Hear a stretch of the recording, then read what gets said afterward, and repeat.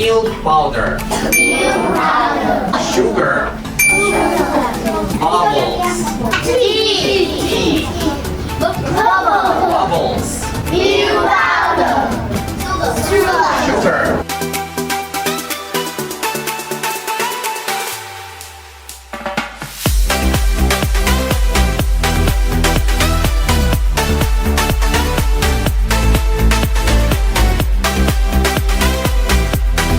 How many minutes should we wait? 1 minute. No, that's too fast. 30 minutes. 30 minutes. No, that's too much. Less than 30. 20 minutes. 20 minutes, correct answer. Good job. Guys, we will wait 20 minutes, okay?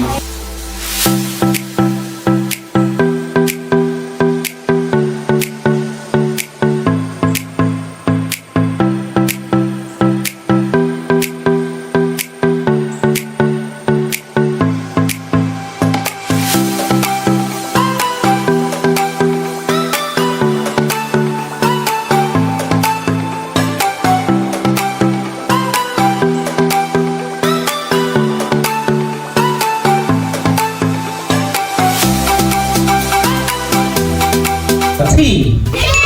Tiếng Việt là trà nhá.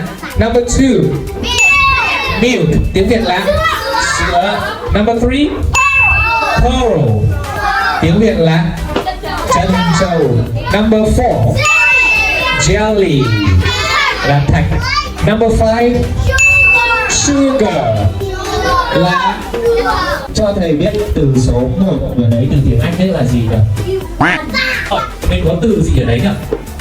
Chỉ. Tiếng Việt là gì để con nhớ không? Trà. Chính xác. Jelly. Tiếng Việt là Thạch. ok. 1. Tea. Trà. 2. Milk. Sữa. 3. Pearl. Là Trân châu. 4. Jelly. Thạch. 5. Sugar. Đường. ok. Anh ngọt nhất thầy.